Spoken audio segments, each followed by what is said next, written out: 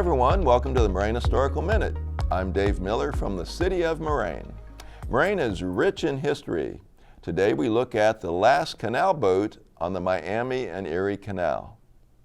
The Miami and Erie Canal was one of the greatest accomplishments in the 1800s as it linked Lake Erie to the north and the Ohio River to the south.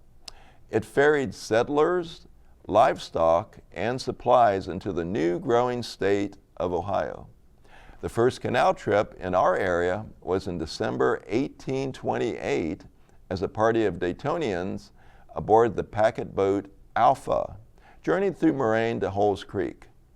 Eventually, a 24-hour trip from Dayton to Cincinnati via the canal boat, it made a stop at 9 a.m. and 2 p.m.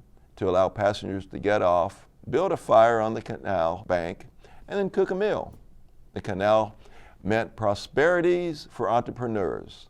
You could work on the canal as a boatman or a toll collector. You could locate your store or business near the canal, or you could acquire rights to power generated by the canal locks, or use the power for operating a grist mill or perhaps a sawmill. In the 1880s, the canal was still a popular recreational destination for a family out for a Sunday excursion, where they would sit on top of the canal deck and enjoy the scenery.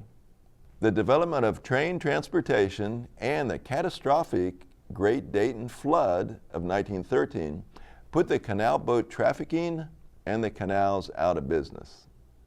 Captain Billy Combs was a spry 82-year-old when he brought the last canal boat up the canal in 1909 through Moraine. The canal boat was called the D. Camp Statler. Combs was hauling a big load from Newport on the last run on record from a payload way up on the upper canal area.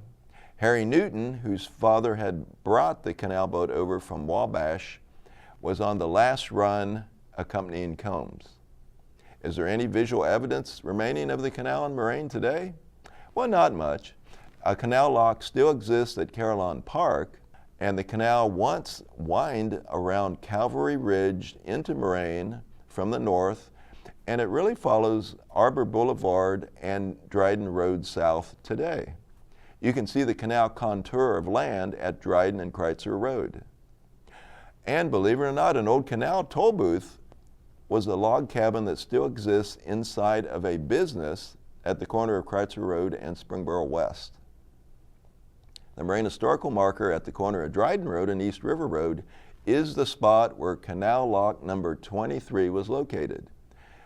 The canal lock lowered water level as the boats were going south.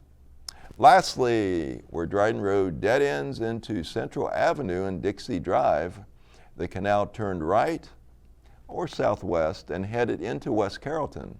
Although not much remains today of this major transportation route that brought pioneers to Moraine, its history remains a vital part of what happened in early Moraine and how early Moraine was developed.